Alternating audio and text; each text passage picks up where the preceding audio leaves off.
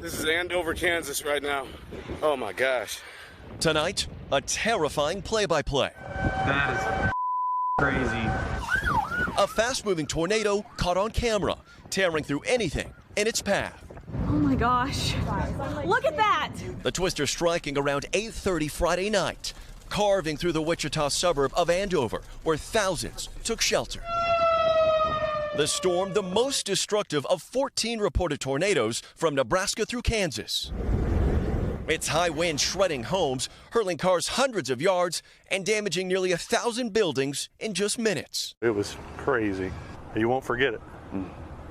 It was just a deafening sound. As the twister struck, Guy Quinn's family huddled in their basement, trying to reach his daughter at a nearby friend's house. Going down the street at night, you didn't know if your daughter was still okay. No, frantically calling. There's no service, and it hit their house before it hit ours. So, and they lost. They didn't have significant damage, but they had a little damage over there. So, and I ran down the block, and she was already running towards me. Crews have just started the daunting task of cleaning up miles of debris. Authorities say 4 people were injured, but remarkably, no one died.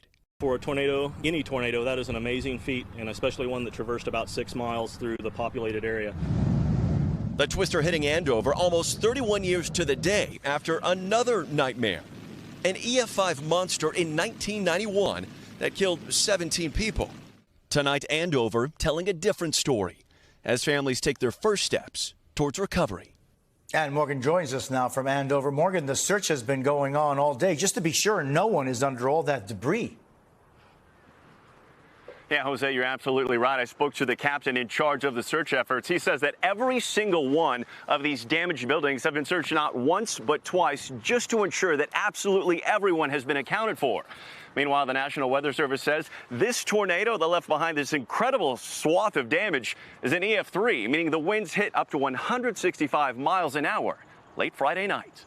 Jose? Thanks for watching our YouTube channel. Follow today's top stories and breaking news by downloading the NBC News app.